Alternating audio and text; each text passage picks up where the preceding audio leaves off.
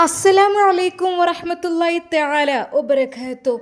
നിസ്കാരത്തിലേക്ക് പ്രവേശിക്കുവാൻ നിന്ന ഹഫ്സയെ വാതിൽ മുട്ടി വിളിപ്പിച്ച് വാതിൽ തുറപ്പിച്ച് നേരെ അതാ കുഞ്ഞിക്കതിയ അവരുടെ നേർക്ക്. പാവം ഹഫ്സ പേടിച്ച് വിറക്കുകയായിരുന്നു. തൻ്റെ ജീവിതത്തിൽ ഇതുവരെ അങ്ങനെ ഉണ്ടായിട്ടില്ല. തൻ്റെ പ്രിയപ്പെട്ട പിതാവ് തന്നെ പൊന്നുപോലെ നല്ല രീതിയിൽ സംരക്ഷിച്ച് നോക്കി വളർത്തിയതാണ്. എന്നാൽ ഇപ്പോഴിതാ തൻ്റെ നേർക്ക്, അതും ഈ കേരളത്തിലേക്ക് വന്നപ്പോൾ ഇങ്ങനൊരവസ്ഥ അവൾ ഒരിക്കൽ പോലും പ്രതീക്ഷിച്ചതല്ലായിരുന്നു. അവൾ ശരിക്കും ഞെട്ടിത്തരിച്ചു. എൻ്റെ റബ്ബേ, അല്ലാ. അതെ എടി, എന്ത് കരുതിയിട്ട് ഇങ്ങോട്ട് കയറി വന്നിക്കണോ ഇജ്ജും എൻ്റെ മക്കളും കൂടി? എന്തിനു വേണ്ടിയിട്ട്?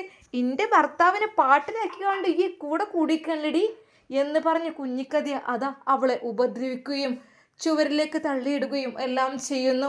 എന്നാൽ ആ കുഞ്ഞുമക്കൾ ആർത്ത് കരയുന്നു. പഠിച്ചോനെ, ഉമ്മച്ചിനെ ഞങ്ങൾ ഉമ്മച്ചി ഒന്നും ചെയ്യല്ലേ എന്ന് പറഞ്ഞപ്പോൾ കുഞ്ഞിക്കതി ആ രണ്ട് മക്കളെയും പിടിച്ചു വലിച്ച് തള്ളുകയായിരുന്നു ചെയ്തത്. എൻ്റെ മക്കളൊന്നും ചെയ്യല്ലേ, എന്നെന്ത് ചെയ്താലും വേണ്ടില്ല. അതെ, ഹഫ്സ തേങ്ങിക്കരയുകയായിരുന്നു.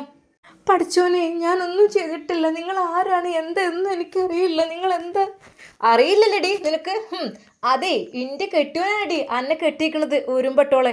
ഇത്രക്കും മോശമാകാൻ പാടില്ല. ഒരു ഭാര്യയും മക്കളുണ്ടെന്നുള്ള ചിന്ത പോലും ഇല്ലാതെയാണല്ലോ നിൻ്റെ ഈ രീതിയിലുള്ള പ്രവർത്തനം കാര്യങ്ങളൊക്കെ. വലിയ നിസ്കാരക്കാരി. ഓളെ വിചാരം നിസ്കാരക്കുപ്പായിട്ട് കുറേ ഇങ്ങോട്ട് മുസാഫിന് നടുക്കണ്ടായോ ഒക്കെ ആയെന്ന് വിചാരം. ഇച്ചടി കുറേ അങ്ങനെ ഉണ്ടാക്കിയില്ലേ.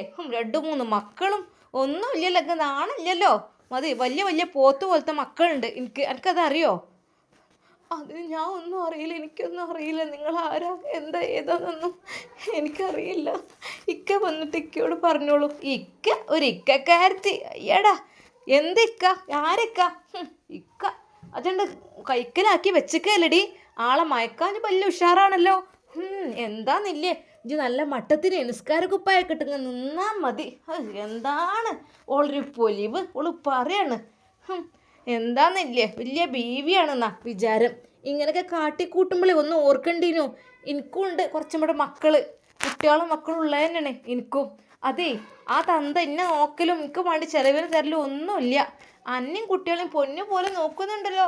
ഇപ്പോൾ ഒക്കെ ഒഴിഞ്ഞ് ഇങ്ങോട്ട് എത്തിക്കണ്. അയ്യേ, നിങ്ങൾക്ക് ഇവിടെ താമസിക്കാൻ അല്ലേ എടീ എന്ന് പറഞ്ഞുകൊണ്ട് അവളെ ശക്തമായി വീണ്ടും തല്ലുവാൻ ഒരുങ്ങുകയാണ്.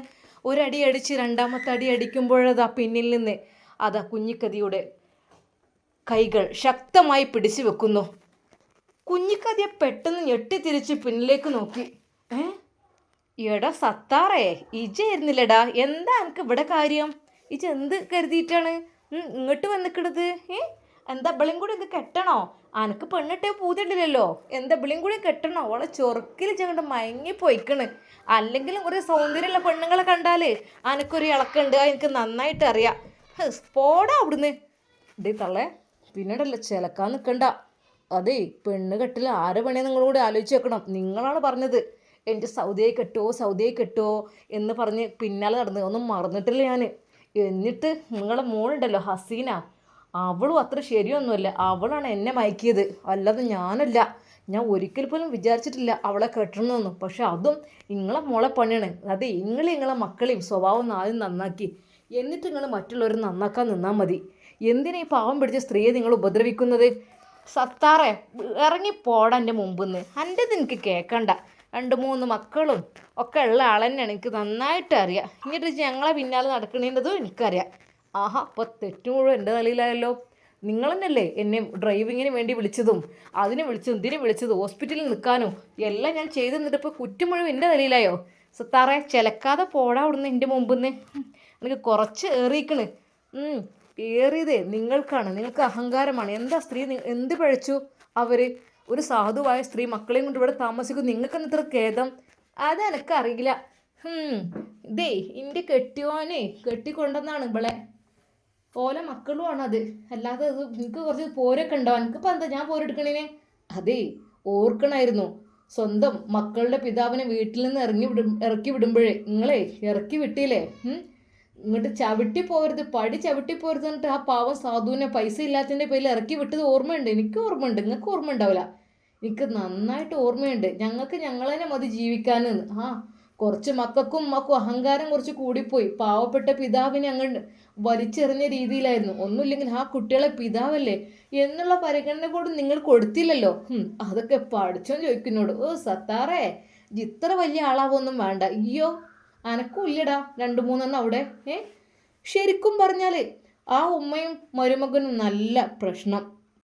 അതെ, നിങ്ങൾ എന്തായാലും വേണ്ടിയില്ല, ഈ സ്ത്രീയെ നിങ്ങൾ തൊട്ടു പോരുത്. എന്താടാ എനിക്ക് കെട്ടാൻ വലിയ പ്ലാൻ ഉണ്ടോ? ഉണ്ടോ ഇല്ലാവോ നിങ്ങൾ നോക്കേണ്ട ആവശ്യമില്ല. നിങ്ങളടുത്ത് എമ്പാടും ഞാൻ അനുഭവിച്ചിരിക്കണ്. മതി. നിങ്ങൾ ഒരാളെങ്കിലും ഒരാളെ ഒരിക്കലും സൗദിൻ്റെ തലയിലേക്ക് കെട്ടി ഞാൻ വിചാരിച്ചിട്ട് പോലും ഇല്ല. പക്ഷെ നിങ്ങളെ മോളുടെ സ്വഭാവം കുറച്ച് മോശമാണ്, അത് നിങ്ങൾ മറക്കണ്ട. അതെ, ഞാനല്ലെങ്കിൽ മറ്റൊരുത്തൻ ഉണ്ടാവും ഓൾക്ക്. എപ്പോഴും ഫോണിൽ ചാറ്റിങ്ങും കൊള്ളിക്കണം. ഞാൻ അറിയാല്ലെന്ന് വിചാരിച്ചിട്ട് ഉണ്ടാകുന്നിരിക്കണം ഞാൻ. എന്തിനാടാ എനിക്ക് ആ വീടും സ്ഥലം സ്വന്തമാക്കാൻ വേണ്ടിയിട്ടായിരിക്കില്ലേ? കിട്ടിപ്പോവും എനിക്ക്. അതെ, നിങ്ങൾ എന്നോട് സംസാരിക്കാൻ നിൽക്കണ്ട. നിങ്ങളെ മോളെ സ്വഭാവം നന്നാക്കാൻ നോക്ക്. നിങ്ങൾ ഹസീനെ ആളത്ര ശരിയല്ല. അവൻ എല്ലാ സത്യങ്ങളും വിളിച്ച് പറയുകയാണ്. അതെ, ഞാനോട് കയറി ചെല്ലുന്ന സമയത്ത് ഇവള് ഫോണിൽ മറ്റവരോടൊക്കെ സംസാരിച്ചിരിക്കുകയാണ്. ഞാൻ വരുമെന്ന് കാണുമ്പോൾ ഇവള് പെട്ടെന്ന് ഫോൺ ഓഫാക്കും. എന്താ സാധനമെന്നോ? നിങ്ങളെ വിചാരം എനിക്ക് നിങ്ങളെ മോൾക്ക് കള്ളത്തിലുള്ള എനിക്ക് അറിയില്ലാന്നോ? അപ്പോൾ കൂടെ പഠിക്കുന്ന കുട്ടിയൊക്കെയാണ്. കൂടെ പഠിക്കുന്ന ചെക്കന്മാരോടൊക്കെ അത്ര സമയം സംസാരിക്കാനേ സത്താറിൻ്റെ പെണ്ണുങ്ങൾക്ക് അതിന് പാടില്ല. അതൊന്നും ഞാൻ സമ്മതിക്കില്ല. നിങ്ങളെന്താ വിചാരിച്ചത്? നിങ്ങൾ ഒന്ന് കഴിയുമ്പോൾ ഒന്ന് അങ്ങനെയല്ലേ? നിങ്ങളെ വിചാരം ഞാനും ഹസീനും വലിയ സ്നേഹത്തിലാണ്. പ്രശ്നം തുടങ്ങിയിട്ട് കുറച്ച് ദിവസം അയക്കണേ. ഒക്കെ തുറന്ന് പറയാൻ ഒരു അവസരത്തിന് വേണ്ടി ഞാൻ കാത്തിരിക്കുകയായിരുന്നു. എന്നാൽ അത് കേട്ട കുഞ്ഞിക്കഥ ശരിക്കും ഞെട്ടി. സത്താറേ, എൻ്റെ മക്കളെ കുറിച്ച് അനാവശ്യം പറഞ്ഞാലുണ്ടല്ലോ, നിനക്കെതിരെ കേസ് ഞാൻ കൊടുക്കും. അവർ തമ്മിൽ ഭയങ്കര പ്രശ്നം എന്ന് തന്നെ പറയാം. എന്നാൽ അതാ ആ സമയം ഹഫ്സ ശരിക്കും ഞെട്ടിപ്പോയി. റബ്ബേ, ഇവിടെ നിന്നിട്ട് എടി ഇറങ്ങി ഇങ്ങോട്ട് ഇറങ്ങാനാ പറഞ്ഞത്. ഈ എങ്ങാൻ എൻ്റെ വീടിനുള്ളിൽ കാല് കുത്തിയിട്ടുണ്ട്, ഞാൻ കാണിച്ചു തരാം. ഹഫ്സയെ പിടിച്ച് വലിക്കുകയായിരുന്നു. എന്നാൽ സത്താറിൻ്റെ അടുത്ത് നിന്ന് നല്ലോണം അവർക്ക് കിട്ടുകയും ചെയ്തു. ദേ തള്ളേ, നിങ്ങൾ വേണ്ടാത്ത നിൽക്കണം, അവർ ജീവിച്ചോട്ടെ, നീ ഒന്ന് പോടാ. എൻ്റെ മുഖത്ത് നോക്കാതെ സത്താറിനെ നല്ല രീതിയിൽ ചീത്ത പറയുകയായിരുന്നു അവർ. തള്ളി മക്കളും കണക്കാവും, വേണ്ടാത്ത പണിയെടുത്ത് പോയി, അതിനൊന്നും നിൽക്കണ്ടില്ലായിരുന്നു. ഇപ്പതാ മറ്റോള് വിളിക്കുന്നു. നേരെ അതാ ദേഷ്യം പിടിച്ച് ഹസീനയുടെ അടുക്കിലേക്ക് കയറിപ്പോകുകയാണ് സത്താർ. ഡി എന്താ? ആരോടടി ഫോൺ സംസാരിച്ചുകൊണ്ടിരുന്നത്? ഞാനോ? എൻ്റെ കൂട്ടുകാരിയായിരുന്നു. ഏത് കൂട്ടുകാരി? അത് ഷാമില. ഷാമിലയോ? ഏത് ഷാമില? അത് എൻ്റെ കൂടെ പഠിക്കുന്ന. എന്താ നിങ്ങൾക്ക് എന്തിൻ്റെ കേടങ്ങൾക്ക്? ഭയങ്കര സംശയരോഗിയാണല്ലോ നിങ്ങൾ. അതെ, സത്താറിന് സംശയം വെറുതെ തോന്നൂല, തെളിവുകൾ ഉണ്ടെങ്കിലേ തോന്നുള്ളൂ. സത്യം പറയടി, ആരോടാ നീ സംസാരിക്കുന്നത്? നട്ടപ്പാതിരക്കാണല്ലോ വിളിക്കുക ചെയ്യുന്നത്. ആരോടാ? എന്താ ഞാനങ്ങ് അറിയാതെ അഭിനയിക്കാന്ന് വിചാരിച്ചോ നീയെ? അതെ, കേൾക്കായിട്ടും കാണാനായിട്ടും അല്ല, അങ്ങനെ എത്രമാത്രം പോകും നോക്കാനാണ്. അതെ, നിന്നെ ഞാൻ നിക്കാഹ് കഴിച്ചു എന്നുള്ളത് നേരാണ്. പക്ഷേ ഉപേക്ഷിക്കാനേ ഒരു പണിയില്ല, എനിക്ക് ഇട്ടെറിഞ്ഞൊരു പോക്കായിരിക്കും. ഓ പിന്നെ നിങ്ങൾ ഇട്ടെറിഞ്ഞ് പോകണേ എനിക്ക് വലിയ പേടിയല്ലേ? അതെ, ഇട്ടെറിഞ്ഞ് പോകുമ്പോൾ എന്തെങ്കിലും ഇവിടെ ബാക്കി വെച്ചിട്ട് സത്താറ് പോവുള്ളൂ, അതേ മറക്കണ്ട. മനസ്സിലായല്ലോ? പിന്നെ ആൾക്കാരുടെ ഇടയിൽ നാണം കേടേണ്ട ഒരു അവസ്ഥയായിരിക്കും നിനക്ക്. ശരിക്കും ഹസീനയും സത്താറും നല്ല രീതിയിൽ അങ്ങോട്ടും ഇങ്ങോട്ടും പറയുന്നുണ്ട്. അത് പിന്നെ ഉണ്ടല്ലോ, നിന്റെ തള്ളയോടൊന്ന് പോയി പറഞ്ഞേക്ക് ആ പാവങ്ങൾ വെറുതെ വിടാൻ. അവരവിടെ താമസിച്ചിട്ട് അവർക്ക് ഇത്രയും വലിയൊരു കൊട്ടാരം പോലത്തെ വീടുകൾ ഉണ്ടാക്കിക്കണല്ലോ. അതോ പാവ സൗദിയെ പറ്റിച്ചുണ്ടാക്കിയിട്ട് എന്നിട്ട് അതങ്ങോട്ട് സ്വന്തമാക്കി ആ പെണ്ണിനെ തള്ളി പറഞ്ഞ് എല്ലാവരും കൂടെ അല്ലേ? ശരിക്കും ഹസീന ഞെട്ടിപ്പോയി. നിങ്ങൾക്ക് എന്തിൻ്റെ കേടാ? നിങ്ങൾക്ക് പിരാന്തുണ്ടോ? പിരാന്താണ് നിങ്ങൾക്ക്? കുറച്ച് നേരമല്ലേ തുടങ്ങിയിട്ട് എൻ്റെ നേർക്ക് എന്ത് കാര്യത്തിന് വേണ്ടിയിട്ടാണ്? പിരാന്ത് എനിക്കല്ലടി, അനക്കും എൻ്റെ തള്ളക്കുമാണ്. എൻ്റെ തള്ളനടി എന്നെ പിടിച്ചിവിടെ എത്തിയത്. ഞാൻ എൻ്റെ ഭാര്യൻ്റെ മക്കളെയും കൂടെ നല്ല മട്ടത്തിൽ ജീവിക്കുകയായിരുന്നു, എല്ലാ തെറ്റുകളും മറന്ന്. വീണ്ടും തെറ്റിലേക്ക് തള്ളിയിട്ടത് നിൻ്റെ തള്ള തന്നെയാണ്, മറക്കണ്ട. സൗദയെ കെട്ടണം, അവൾ ഗർഭിണിയാണ്, അവളെ സംരക്ഷിക്കണം, പുത്തൻ വീട് തറവാടിന് മുമ്പ് കൂടെ പോകണം എന്നൊക്കെ പറഞ്ഞിട്ട് നിങ്ങളൊക്കെ അല്ലടി എന്നെ ഇങ്ങനെ ആക്കി തീർത്തത്. ഞാനേ തെറ്റുകളെല്ലാം ഒഴിവാക്കി നല്ല രീതിയിൽ ജീവിച്ചിരുന്നു. അതെ, അപ്പോഴൊക്കെ നിങ്ങളെല്ലാവരും കൂടെ എന്നെ അങ്ങോട്ട് പാട്ടിലാക്കായിരുന്നു. എന്നെ എല്ലാ ജോലിഭാരങ്ങളും എൻ്റെ നേർക്കായിരുന്നു. പണം മാത്രം പോരല്ലോ, എല്ലാത്തിനും ഞാൻ കൂടി വേണമല്ലോ. ഡ്രൈവിങ്ങിനായാലും അതിനായാലും സാധനം കൊണ്ടുവരാനാണെങ്കിലും ഹോസ്പിറ്റലിലാണെങ്കിലും ഞാനായതുകൊണ്ട് നിങ്ങളെ പിന്നാലെ അങ്ങനെ നടക്കുന്നൊരു പട്ടിയെപ്പോലെ നടക്കുകയാണ്. വേണ്ടാത്ത പ്രവൃത്തി. ഇപ്പോൾ കണ്ടില്ലേ എൻ്റെ നേർക്കാണ് തള്ളൻ്റെ ചാട്ടം. എന്താണ് ഉമ്മ എന്താ പറഞ്ഞത്? ഒന്നുമില്ല.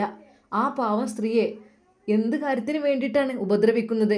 എന്നാൽ ഹസീന അപ്പോൾ തന്നെ അവിടെ നിന്ന് ഇറങ്ങി. എവിടെ, എനിക്കൊന്ന് കാണണല്ലോ. അങ്ങനെ അതാ ഹസീനയും അങ്ങോട്ടെത്തി. ഉമ്മ, ഏതാണ് ഈ ലോക്കലുകള്?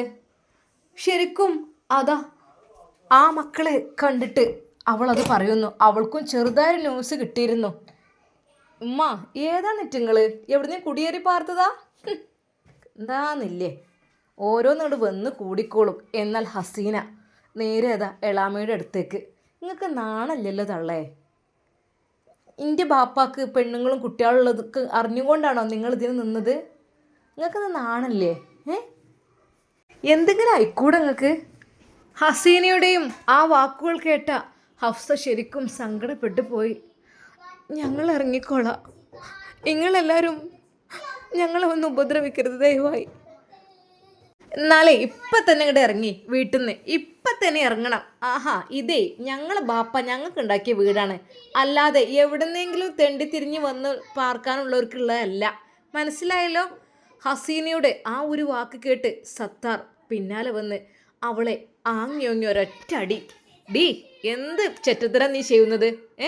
നീ എന്ത് ചെറ്റത്തര ചെയ്യുന്നത്? ഈ പാവങ്ങൾ ഇതിനകത്തിരുന്ന് നിങ്ങൾക്ക് എന്തിട്ട് കേടാ? നിങ്ങൾക്ക് വലിയൊരു ബമ്മാട് അവിടെ ഉണ്ടല്ലോ, അതൊന്നും പോരെ?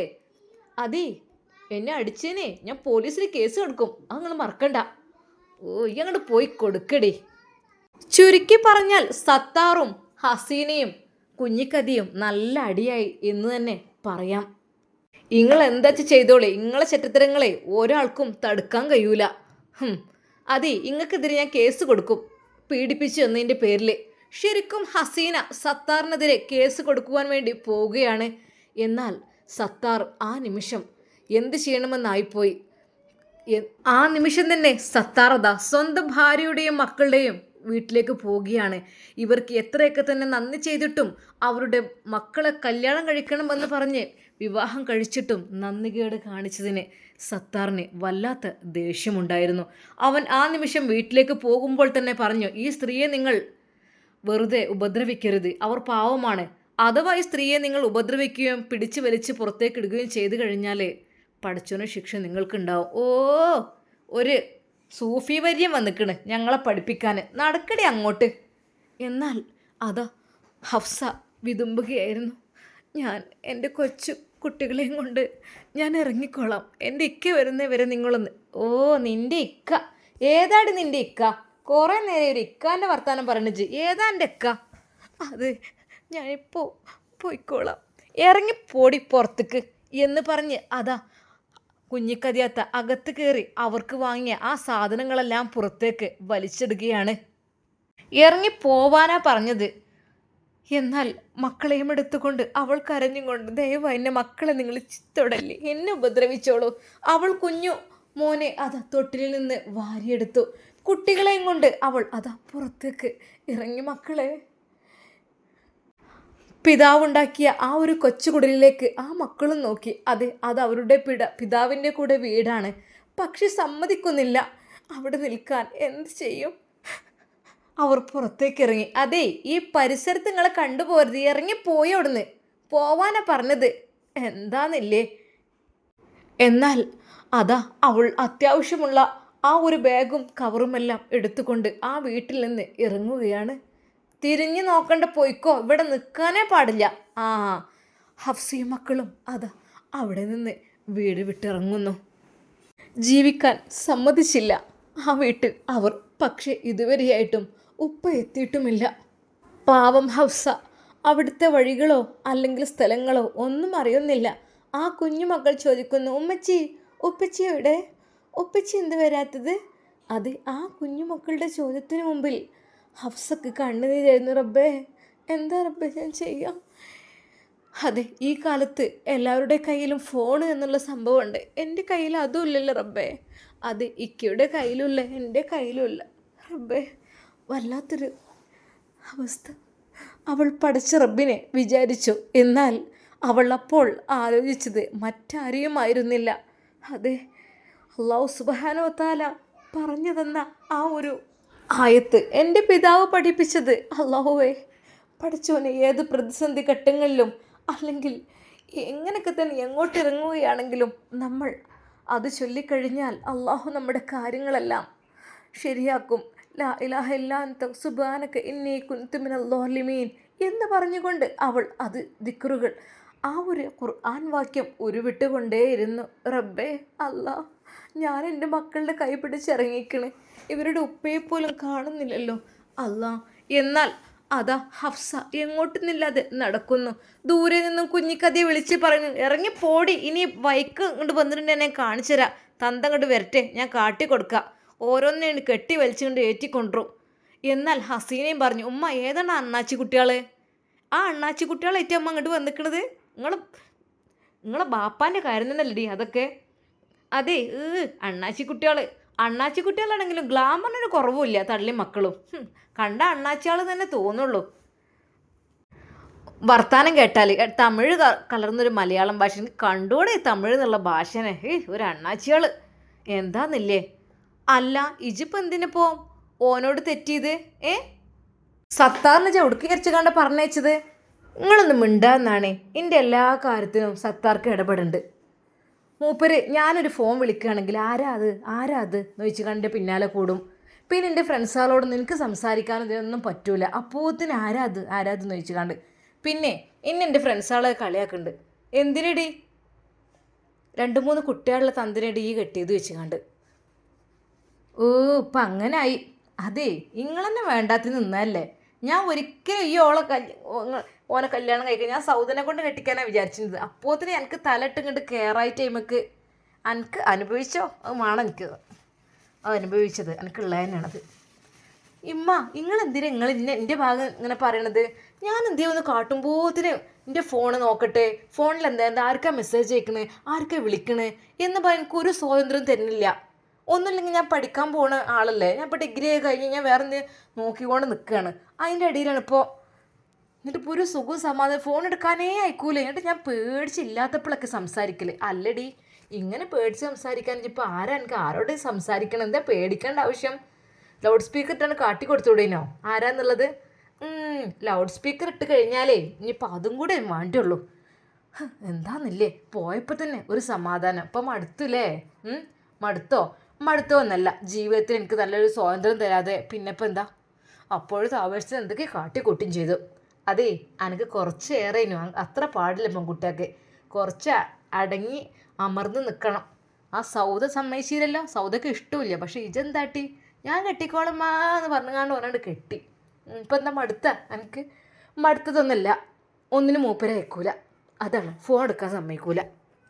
ഹസീന ശരിക്കും പരിഭവം പറയൽ തുടങ്ങി. എന്നാൽ ഈ സമയം അതാ പുത്തൻ വീട് തറവാട്ടിൽ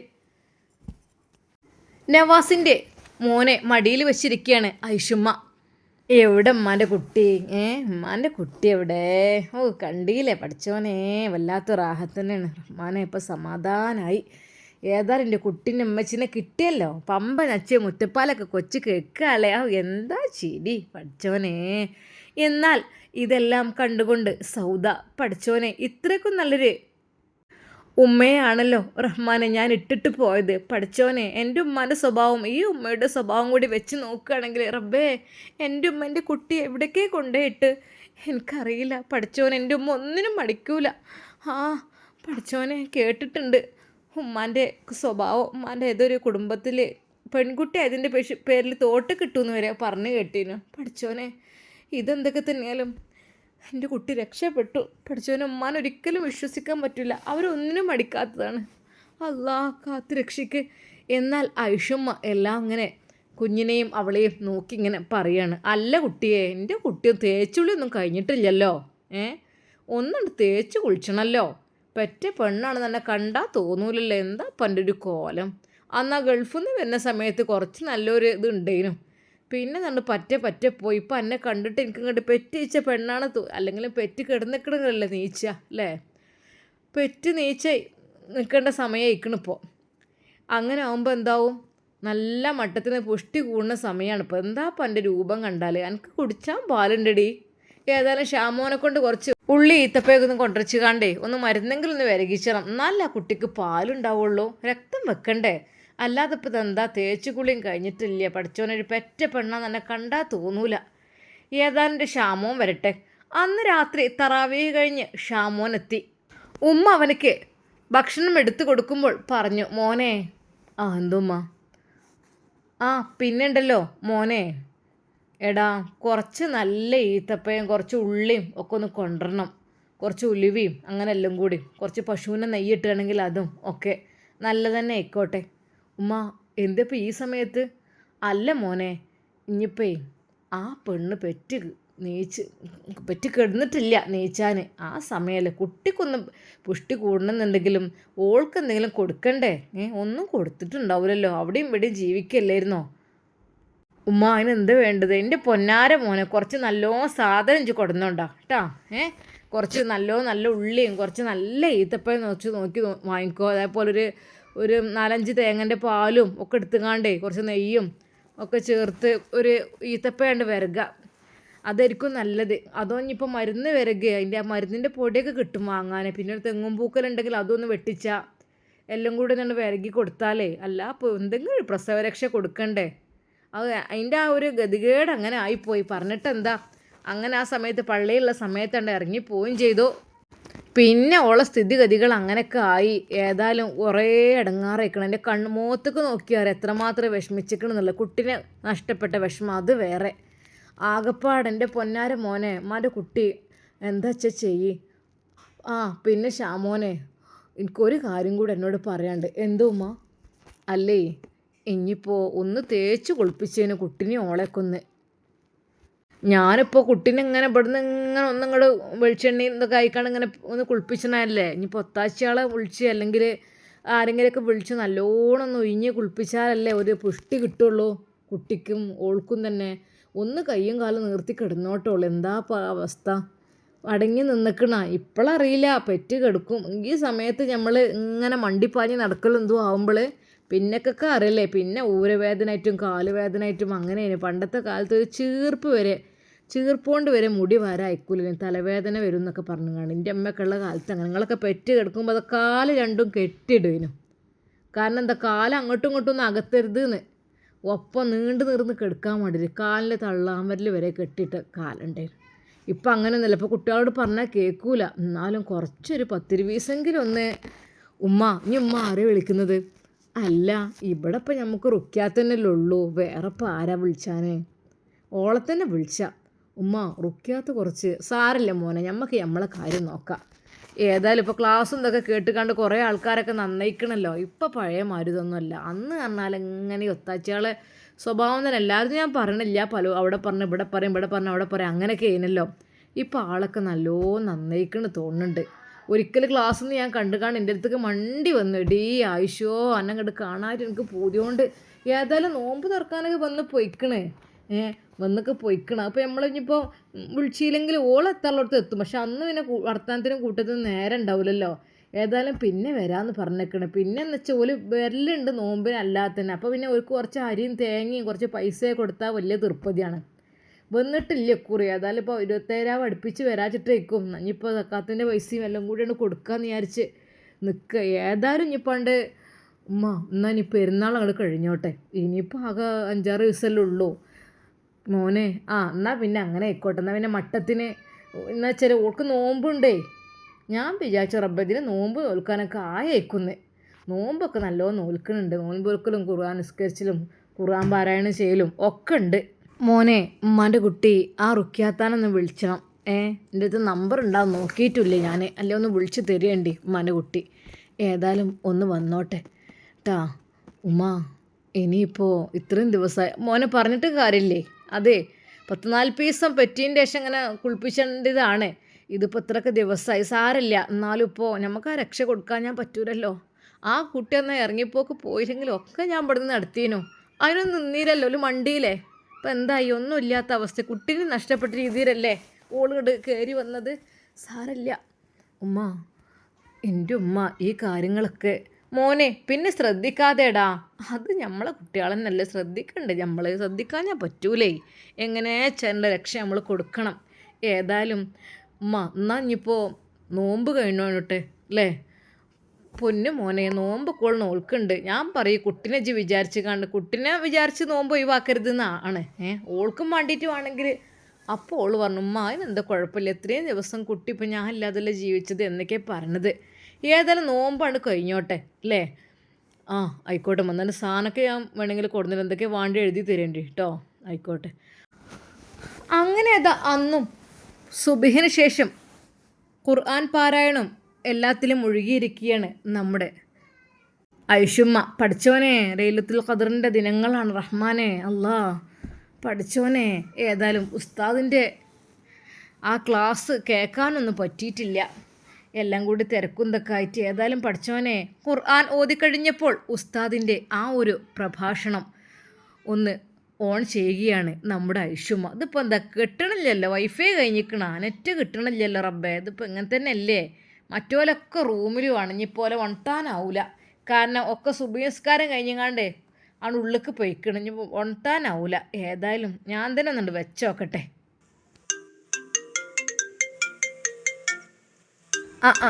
ആരപ്പിയും വിളിച്ചിടത് സമീർ. ഹലോ. ഹലോ ഉമ്മ, അസ്സലാമു അലൈക്കും. വലൈക്കും അസ്സലാം വറഹ്മത്തുള്ളാ. എന്തേ കുഞ്ഞേ ഉറങ്ങിയിട്ടൊന്നുമില്ലേ? അത്തായം പേച്ചുകാണ്ട്. ഉമ്മ ഞാൻ ഉറങ്ങാറില്ല, എന്നോട് ഉസ്താദ് പറയും ഉറങ്ങരുത്, അത്തായം കഴിച്ച് സുബഹി നമസ്കാരം കഴിഞ്ഞ് ആ സമയത്ത് എന്ന് വെച്ചാൽ ഒരുപാട് ബർക്കത്ത് ഇറങ്ങുന്ന സമയമാണ്, ഈ ഒരു സമയത്ത് ഉറങ്ങരുതെന്ന് ഉസ്താദ് എന്നോട് പറയും. അപ്പോൾ ഞാൻ ഉറങ്ങാറില്ല. മാഷാ അല്ലാ അൽഹംദുലില്ലാ. ഇതാണടി സോലിഹായ ഭർത്താക്കന്മാരെ കിട്ടിയാൽ ഇതാണ്. അതുപോൽക്ക് ആ കാര്യത്തിലൊക്കെ ശ്രദ്ധ ഉണ്ടാവും. ഏതായാലും അതന്നെ എനിക്കും ഉറങ്ങാങ്ങോട്ട് കഴിയൂല, ഞാൻ അങ്ങനെ ഇരിക്കും. എനിക്ക് ചിലപ്പോൾ ഉറക്കം കൊണ്ട് വല്ലാതെ വരുമ്പോൾ ഞാൻ എന്താട്ടോ മുറ്റത്തൊക്കെ നണ്ട് ഇറങ്ങും. മുറ്റത്തൊക്കെ നണ്ട് ഇറങ്ങിയിട്ട് ഒന്നാണ്ട് അങ്ങോട്ടും ഇങ്ങോട്ടും രണ്ടും നടക്കും. എന്നാൽ ആ നേരത്ത് ഉറങ്ങിക്കഴിഞ്ഞാൽ എൻ്റെ പൊന്നാരെ ഉറങ്ങി നീച്ച് കഴിഞ്ഞാൽ ഒരു ഏര മുണിഞ്ഞ മാതിരിയാണ്. പിന്നെ നീച്ചാൽ ഒരു ജാതൊരു മന്ദപ്പ് വിട്ട് പോകൂല. തൊള്ളയാണെങ്കിൽ ഒരു ജാതിയൊരു ചൊയയും എല്ലാം കൂടി അത് വേറെ. പിന്നെ തടിക്കൊരു കനും ഒരു ജാതൊരു മന്ദപ്പേക്കാരം പൊന്നാരെ. ഞാൻ ഉറങ്ങലെന്നില്ല. ഏതായാലും ഓല് മക്കളൊക്കെ കുട്ടികളെ പാലും കൊടുക്കാണ്ട് ഒത്തുക്ക് കയറിയിരിക്കണ ക്ഷാമവും പള്ളിക്കൊന്നും വന്നിട്ടുമില്ല. ഓനും മഴയാണ് ആ ഒരു ഉറക്ക്. ഞാൻ ഏതായാലും അല്ല ഇൻ്റാളെ വർത്താനം ഇപ്പം എന്താ മോളെ തിരക്കായിപ്പോയി ഉമ്മ. ഏതായാലും ഒക്കെ കലങ്ങി തെളിഞ്ഞല്ലോ, അതന്നെയല്ലേ വലിയ സന്തോഷം. ഏതായാലും സൗദ കുഞ്ഞിൻ്റെ അടുത്ത് എത്തിയല്ലോ, അത് വലിയൊരു സന്തോഷം തന്നെയല്ലേ ഉമ്മ? അതേ മോളെ, അതൊക്കെ നല്ല സന്തോഷം തന്നെയാണ്. പടച്ച റബ്ബ് ഏതായാലും ഞാൻ കരുതിയതൊക്കെ ആക്കി തരുന്നുണ്ട്. പൊന്നാര പടപ്പേ മനസ്സിൽ ഒരു നെയ്യത്തൊക്കെ ബാക്കിയുണ്ട് ഇനി. ഏതായാലും ഞമ്മക്ക് ഇൻഷാ അല്ലാ എൻ്റെ പേറും കഴിയട്ടെ. ഏതായാലും സൗദിൻ്റെ ഇതൊക്കെ കഴിഞ്ഞില്ലേ, ഒക്കെ കഴിഞ്ഞിട്ട് ഒന്നാണ്ട് പോകണം എന്നൊക്കെ ഉണ്ട്. ഒരു ഉംറക്കൊക്കെ ഒന്നുകൊണ്ട് പോകണം ഇൻഷാ അല്ലാ. എൻ്റെ പ്രസവം കഴിഞ്ഞിട്ട് 2 കുട്ടികളായിട്ട് നമുക്ക് പോകണം കേട്ടാ. ഉമ്മ എന്നാൽ പിന്നെ സൗദത്തേൻ്റെ പ്രസവം കാര്യങ്ങളൊക്കെ കഴിഞ്ഞതല്ലേ, അപ്പം പിന്നെ നിങ്ങൾക്ക് പോയി വന്നൂടെ, നവാസ്കാക്ക് കുട്ടിനെ ഒന്ന് കാട്ടിക്കൊടുത്തൂടെ? എന്നാൽ ആയിഷമ്മക്ക് അത് കേട്ടപ്പോൾ തോന്നി പഠിച്ചോനെ അത് ഓള് പറഞ്ഞാലും വലിയ കാര്യമുണ്ടല്ലോ, മനസ്സിൽ നെയ്യത്തുണ്ട്. അതിനിപ്പോൾ എന്നാ ഏതാച്ചിട്ട് ഈ എങ്ങനെ നിൽക്കും ചെയ്യുക. അപ്പം പിന്നെ എങ്ങനെയപ്പോൾ വിചാരിച്ച് നിൽക്കേനു. ശരിക്കും ആയിഷമ്മയുടെ മനസ്സിൽ അങ്ങനെ ഒരു ആഗ്രഹം. പഠിച്ചോനെ അത് സൗദിയും കുട്ടിയും കൊണ്ട് നേരെ അങ്ങോട്ട് പോയാലോ ഉമ്രക്ക്, എന്നിട്ട് നേരെ സർപ്രൈസ് ആക്കിയിട്ട് നവാസിനെ വിളിക്കുക. ഏതായാലും നവാസിന് ഇപ്പോൾ സൗദനെ പറ്റ വെറുത്തിക്കണ്, തീരെ ഇഷ്ടമല്ല. ഓല് പോണേക്ക് പോട്ടറിന് വിട്ടിക്കണ്. പക്ഷെ അങ്ങനെ വിട്ടാൽ ശരിയാവില്ലല്ലോ, കുടുംബ ബന്ധം ചേർക്കൽ എത്ര പ്രതിഫലമുള്ള കാര്യമാണ്. ഇനിയിപ്പോൾ എന്തൊക്കെ തന്നെയാലും ഫസീലാക്കൊരു കുഴപ്പവും ഉണ്ടാവില്ല. കുടുംബബന്ധം ചേർക്കലിനെ കുറിച്ച് ഉസ്താദിൻ്റെ ആ ഒരു വയല് കേട്ടാലേ പഠിച്ചോനെ ആർക്കും തെറ്റി നിൽക്കാൻ തോന്നൂല. അതെ, സമീറയുടെ ഭർത്താവ് ഉസ്താദ് പറഞ്ഞ ആ ഒരു കാര്യം ആയിഷമ്മ ഓർത്തു. മുസ്ലിം സഹോദരങ്ങളെ, കുടുംബബന്ധം നമ്മൾ ഒരിക്കലും മുറിക്കരുത്. അദ്ദേഹം പറയുകയാണ്, കുടുംബബന്ധം ചേർക്കുന്നത് അള്ളാഹുവിന് ഏറ്റവും ഇഷ്ടപ്പെട്ട കാര്യങ്ങളിൽ ഒന്നാണ്. എന്നാൽ ഉസ്താദ് പറഞ്ഞ ആ കഥയും നമ്മുടെ ആയിഷമ്മ ഓർക്കുകയാണ്. ഒരു ഗ്രാമത്തിൽ 2 സഹോദരന്മാർ ഉണ്ടായിരുന്നു. അവർ ബാല്യത്തിൽ വളരെ സ്നേഹത്തോടു കൂടെ ജീവിച്ചു. പക്ഷെ വലിയവരായപ്പോഴേ ഒരു ചെറിയ ഭൂമി തർക്കം കാരണം അവർ തമ്മിൽ ഒരു പ്രശ്നമുണ്ടായി. അവർ തമ്മിൽ സംസാരിക്കാതെ വർഷങ്ങൾ നടന്നു. എന്നാൽ അവരുടെ ഉമ്മ അത് കണ്ട് ദുഃഖിച്ചു. പഠിച്ചോനെ ഈ സ്വത്തിൻ്റെ പേരിൽ എൻ്റെ മക്കൾ മിണ്ടാതെ നടക്കുകയാണല്ലോ. അവർ പറഞ്ഞു, മക്കളെ നിങ്ങൾ ചെറുപ്പത്തിൽ ഒരുമിച്ച് ഭക്ഷണം കഴിച്ചവരാണ്, ഒരുമിച്ച് കിടന്നുറങ്ങിയവരാണ്, ഒരുമിച്ച് എൻ്റെ മടിയിൽ കിടന്നവരാണ്. ഇപ്പം എന്തിനാ നിങ്ങളിങ്ങനെ വൈരാഗ്യത്തിൽ നടക്കുന്നത്? പക്ഷെ ആരും കേട്ടില്ല. എന്നാൽ ഉസ്താദ് പറയുകയാണ്, നബി സല്ലല്ലാഹു അലൈഹി വസല്ലം പറഞ്ഞിട്ടുണ്ട്, കുടുംബബന്ധം മുറിക്കുന്നവൻ സ്വർഗത്തിലേക്ക് എളുപ്പത്തിൽ പ്രവേശിക്കില്ല എന്ന്. അത് കേട്ട് എല്ലാവരും നിശബ്ദമായി. കാരണം പലർ ജ്യേഷ്ഠാനുജന്മാർ തെറ്റി നടക്കുന്നവരുണ്ട്, ജ്യേഷ്ഠത്തി അനിയത്തിമാർ, ഉമ്മ ഉപ്പ മക്കള്, അങ്ങനെ പല രീതിയിൽ പ്രശ്നങ്ങൾ കൊണ്ട് തെറ്റി മിണ്ടാതെ നടക്കുന്ന എത്രയോ ആളുകളുണ്ട്. പക്ഷേ നമ്മൾ കുടുംബബന്ധം ഒരിക്കലും മുറിക്കരുത്. അപ്പം നമുക്ക് കഥയിലേക്ക് പ്രവേശിക്കാം. കുറച്ച് വർഷങ്ങൾക്ക് ശേഷം ആ സഹോദരന്മാരിൽ ഒരാൾക്ക് ഗുരുതരമായ രോഗം വന്നു. അവൻ ആശുപത്രിയിൽ കിടന്നു. അവൻ്റെ ഉമ്മ കരഞ്ഞുകൊണ്ട് മറ്റേ മോനോട് പറഞ്ഞു, മോനെ, നിന്റെ സഹോദരനെ നീ ഒന്ന് കാണാൻ വരൂ. പക്ഷേ അവൻ അഹങ്കാരത്തോടെ പറഞ്ഞു, ഞാൻ പോകൂല. അവസാന നിമിഷം ആ രോഗിയായ സഹോദരൻ മരണത്തിനടുത്തെത്തിയപ്പോൾ ഒരു വാക്ക് മാത്രം പറഞ്ഞു, ഉമ്മ, എനിക്ക് എൻ്റെ സഹോദരനെ കാണണം, എൻ്റെ ഇക്കാക്ക് എനിക്ക് കാണണം. പക്ഷേ സമയം കഴിഞ്ഞിരുന്നു, അവൻ മരണപ്പെട്ടു. എന്നാൽ ഉമ്മ അത് പറഞ്ഞ് കരയുകയായിരുന്നു. എൻ്റെ കുട്ടി അവസാനമായി പറഞ്ഞ വാക്ക് ഇക്കാക്കാനെ കാണണമെന്നായിരുന്നു എന്ന്. പക്ഷേ അപ്പോഴേക്കും, എന്നാൽ ഇക്കാക്ക എത്തിയപ്പോഴേക്കും അത് അനിയൻ മരണപ്പെട്ടിരുന്നു. എന്നാൽ ഇത് കേട്ടപ്പോൾ സഹോദരൻ തകർന്നു പോയി. അവൻ കരഞ്ഞു, റബ്ബേ, എനിക്ക് ഒരവസരം കൂടി തന്നിരുന്നെങ്കിലേ. പക്ഷേ ആ അവസരം ഇനി ഇല്ലല്ലോ, ആ മരണപ്പെട്ടു പോയില്ലേ. അല്ലാ റബ്ബേ. എന്നാൽ ഉസ്താദ് പറയുകയാണ്, കുടുംബബന്ധം ചേർക്കുന്നവരെ അള്ളാഹു വരെ വളരെ ഇഷ്ടപ്പെടുന്നു. അവരുടെ ജീവിതത്തിൽ ബർക്കത്ത് വരും, ആയുസ്സും റിസ്ക്കും സന്തോഷവും വർദ്ധിക്കും. പക്ഷേ അദ്ദേഹം മുന്നറിയിപ്പ് നൽകുകയാണ്, കുടുംബബന്ധം മുറിക്കുന്നവർക്ക് ഈ ലോകത്തും പരലോകത്തും ശിക്ഷ ഉണ്ടാകും. ആയിഷുമ്മ കണ്ണുനീരോടെ അത് ഓർത്തു. പഠിച്ചോനെ, എൻ്റെ നവാസ് അതെ സൗദിയുടെ സ്വഭാവം കണ്ട് പറ്റേ കണ്ട് ഒഴിവാക്കി പോയി. ഇനി ഓള് പോണ വഴിക്ക് പോയിക്കോട്ടെ എന്ന് പറഞ്ഞു. എനിക്ക് തോന്നുന്നു എൻ്റെ സൗദ തെറ്റുകളൊന്നും ചെയ്തിട്ടില്ല. അവരെ ഒരുമിപ്പിക്കണം, നവാസിനെ കൊണ്ട്, നവാസിനെ ഏറ്റെടുക്കണം അവളെ. റബ്ബേ, ഏതായാലും ഓൻ്റെ കുഞ്ഞിനെ പ്രസവിച്ചതല്ലേ ഓള്, പക്ഷേ അതൊരു സർപ്രൈസ് ആയിരിക്കണം എന്നാണ് ഐഷമ്മയുടെ മനസ്സിൽ. അതെ, ഗൾഫിലേക്ക് പോകണം, ഉംറക്ക് കൊണ്ടുപോകണം സൗദയും കുഞ്ഞിനെയും ഉംറക്ക് കൊണ്ടുപോകണം. പോകുമ്പോഴേ എന്നിട്ട് നവാസിനെ അങ്ങോട്ട് വിളിച്ചു വരുത്തുക. എന്നിട്ട് അവിടെ വെച്ചിട്ട് ആ കുഞ്ഞിനെ കൈമാറണം, കൂടെ ഓളെയും. എന്തായാലും അവിടെ ആകുമ്പോഴേ ഓനും ഒന്നും മനസ്സിൽ വെക്കൂലല്ലോ, എല്ലാം ഇരു കൈകളും നീട്ടി സ്വീകരിക്കുമല്ലോ. ഇൻഷാ അല്ലാ. ഐഷമ്മയുടെ മനസ്സിൽ സമീറ പറഞ്ഞതനുസരിച്ച് പുതിയ ചിന്തകൾ ഉയർന്നു വന്നു. ഇൻഷാ അല്ലാ, നമുക്കിതിൻ്റെ ബാക്കി ഭാഗം നാളെ കാണാം. നമ്മുടെ ഹഫ്സയും മക്കളും എങ്ങോട്ടാണ് പോയത്, അവരെ ആര് സംരക്ഷിക്കും? ആ പിതാവ് തിരിച്ച് വീട്ടിലെത്തുമ്പോൾ തൻ്റെ പ്രിയപ്പെട്ട ഭാര്യയും മക്കളും ഇല്ലാത്തൊരവസ്ഥ കാണുമ്പോൾ എന്തായിരിക്കും അദ്ദേഹത്തിൻ്റെ സ്ഥിതി? നമുക്ക് കാത്തിരുന്ന് കാണാം. അതുവരേക്കും എല്ലാവർക്കും അസ്സലാമു അലൈക്കും വറഹ്മത്തുള്ളാഹി തആല വബറകാതുഹു.